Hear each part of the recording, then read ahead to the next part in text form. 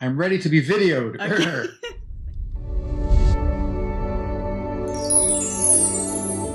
My days are often different. Yeah. I when I'm on tour, well, you know what that's like. That's hotels and sound checks and performances and meet and greets and food and Lots of food. Yeah. answering emails at 3 in the morning, and that's Right. that. And then Hmm. writing is a different regiment.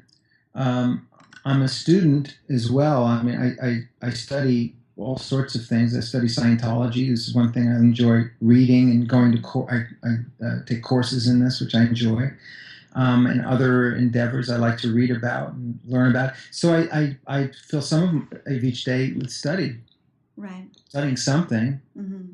Even if it's listening to a piece of music that I admire and trying to figure out what that composer did, you know. It doesn't have to be formal in a chair at a desk. It's always different. Hmm. I don't get a lot of break time. My wife will tell you about that. We've talked about that recently. We should take more vacations. Yeah. And Yeah. and I know I probably Do should. you ever say no to things, or or do Sure. you? Yeah. How do you balance that? Because I know, because I'm working at the moment with Lionel Cole, and he's been helping me produce some songs, and he's Sure. on The Voice. I met Lionel when I was out there. Oh, did you? Yeah, good guy. Yeah. So he's got so many things happening with, because he's on The Voice now, and things are popping up. Yeah. Nice. Yeah. So he's got everybody coming to him right now. Yeah. Trying to juggle business and life, and trying to take care of yourself, Sure. Yeah. How do you go about doing that with your schedule? And That's a good question. Yeah, I mean, I try to stay healthy and probably drink a little too much coffee and such, But I, to try to keep the energy up. And I know that my energy being up has a lot to do with being excited about what I'm doing. And I need enough sleep. I don't often get enough sleep. That's the other thing. Yeah. What were you asking? See, I'm not getting enough sleep, so I don't remember what you just asked me. Yeah, sleep. Yeah. How do you look after yourself? Oh, that's. Yeah. Well, I drink it. Oh, that's so funny. Yeah, that's how I look at it. I just, I try to understand that I have a body here, Yeah. and if I didn't have this body, the good thing would be I could do a lot. I could probably do a lot more. The bad thing is I couldn't access the physical universe because I wouldn't have one of these things. So I'd just be floating around something or other. But I try to take care of my body. Exercise and rest and food is vital. Yeah. To me. And your wife's cooking you a healthy dinner. Yes, she does. She's a good cook, and Yeah. and it helps to have a good wife too, and a good relationship. We have a lovely son who's going to be 13 in a couple of weeks, and Oh, wow. and we're very blessed. 5 tips. Okay. I don't know. Should I put on my glasses? If I had glasses, I'd put them on now, but I don't wear glasses. 5 tips. Always wear your glasses. The tip would, well, I said 2 of them. One is love what you do. Love what you do. And dedicate yourself to it. Immerse yourself in it. Listen to your heroes. A lot of your students they're performers. Yes, they're singers. Yes. Yeah. And you must expose them to the greats of the past. Yeah. Yeah. Well, that's good, because a lot of kids now, they just don't know anything or much before 5 years ago or 10 years ago. It's not that's me being old and going, those kids, they don't appreciate that. But actually, as an artist, if you study Rembrandt, if you were a painter, you'd study Gauguin, you'd study all the forms and all the schools and all of the centuries of this, and then you practice on them and you trace them. You make a Van Gogh. You make one. And you get what kind of behind what they did, and then you've got all that stuff in your toolbox or your tool belt. And then you go out and you create you in terms of you, but you've got this in back of you, so you can pull it out if you want. You can use it. and it deepens you, and it gives an I find that it gives a musician, it gives the singing and the songwriting more weight, more finesse. Finesse is a good word, I think. Yeah. Yeah. It's and the finesse finesse comes from practice and observation. And so, what are you observing? If you're just observing rap music, or you're just observing what's on Australian Idol, if you're just observing pop music, then fine, but that's as far as it'll go. Yes, yeah. But if you study all of it and just know that it's there, you go out there and be yourself, and you have it in your system, and it's so you asked me for 5. Okay, so you've got 2. so it's the passion and all that I just said, and then it's the being willing to be seen and know people. I think liking people helps. Yeah. You just naturally would be interested in other people. It's interesting. There's a misunderstanding about connecting with people. And, I was mentioning Scientology, and I mentioned it. I'm not a, a proselytizer of religions and such, but I find this guy Hubbard so useful, right? It's just incredibly useful. He talks about conditions of life, and that everything's in a condition. You get a car and it's all beat up. Well, it's in a bad condition. You get a car, it's a nice, squeaky, clean condition. It's in a better condition and it works better. He discovered that there are conditions of life. So you want to make it in the music business, let's say. Well, how do you go from here to there? And there are actual formulas, steps that you could apply. It's in a book, it's, whatever. And you go and you do that thing. And basically they're observations that he made about their natural laws of life. There's nothing he invented. It's how it works, how life works. Anyway, that's the preface to what I'm about to say. There's one condition called non-existence, which a lot of artists start in. Nobody knows them. They have a dream, but nobody knows about that dream but themselves, right?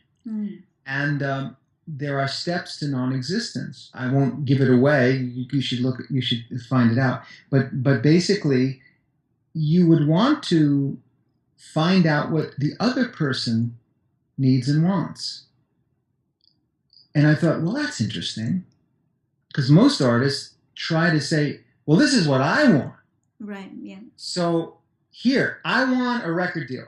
I want you to record my song. Here's what I want. And it's backwards. It doesn't work. What works is you find somebody to talk to. You make yourself known. Hi, I'm Tina. And you find out what's needed and wanted by the other guy. And then the other guy says, you know what? I'm looking for an old school R&B singer. There aren't enough of them. That's what I want, right? And you go, oh, well, I can do that. Let's say, and really? Yeah, I can give you what you want. Okay. And then the last step is you do produce and deliver that. Right.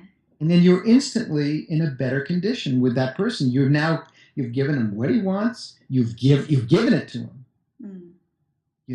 And now you got a partner. Now you have a relationship. Yeah. Yeah. So it's a matter of meeting people, being known. Hi, here's me, and finding out what they're looking for. You ask them, what are you looking for? Not what do I have that you're going to want. That's what all artists do, and it's a mistake. And I've made that mistake. I can't even count how many times I make that mistake. Yeah, yeah. And then you deliver what it is that they've asked for, provided it's in keeping with something that's, you have to have your own integrity. Yes. So you don't, you don't want, if they say, well, we want, murder, screamy, druggy stuff, you wouldn't do that. But but that's the idea. So it's knowing people and finding out what's needed and wanted by them and producing those things. One will find them that much closer to having power relationships that will elevate their dreams and take them closer. Mm-hmm. Right, That's great. 3. 4 and 5. Sleep and eat. Yeah. Doll. I'm Jewish. I know about these things. Get lots of sleep. Make sure you eat a nice breakfast. Yeah. You know. Yeah. No, it makes a difference when your brain works. And I noticed that yesterday. I did some recording, and we had lunch, and then I came back and I sang the song so much better. Well, lots of stuff. Every week is different. And I have a few things coming up. I'm going to Nashville next week, and then I go to New York. I'm going to perform at the Filipino Independence Day celebration in New York. Oh, wow. They do a big one. They do 100,000 people Oh my hoo-ha. gosh. The street. Yeah, it's going to be fun. Wow. And then I'm going to go to the Philippines for a very special secret project. I can't say what it is, but you'll hear about it soon. And it's exciting. I'm writing some musicals. And we're workshopping them. For those of you who write musicals, often you write them, but you have to sort of see them on its feet. So you have a thing called a reading or a workshop where you get actors and the writers sit back, and sometimes there's other people in the room, and you watch the work being performed, and you know instantly what's working and what isn't working. You know. Yeah. Sometimes the thing that you thought would work the very best, oh, that's going to be hilarious, and then the audience just goes. No.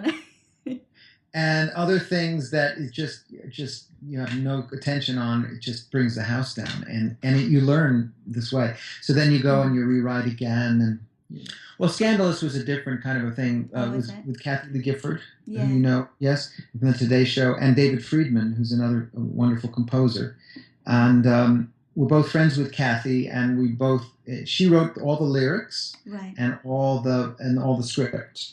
And David and I each split 10 songs. So I wrote the music to 10 songs. He wrote the music to 10 songs. And it was over a period of 10 years. Wow. Yeah, to bring it to Broadway. And it's not actually terribly unusual. Mm-hmm. These things take a long time. And I think that's why a lot of theater writers work on several projects at the same time. You're allowed to say it. It's a secret. I can't say it. I'm working on several. Yeah. One is for families. Yeah. And one is a Broadway show. Anyway, I can't really say. I hate to say stuff. Because then people they start asking me, so how's that show coming, Dave? And I'm like totally embarrassed because it's been 3 years since I told them. I can't stand that. You know how that is, right? You're working on something.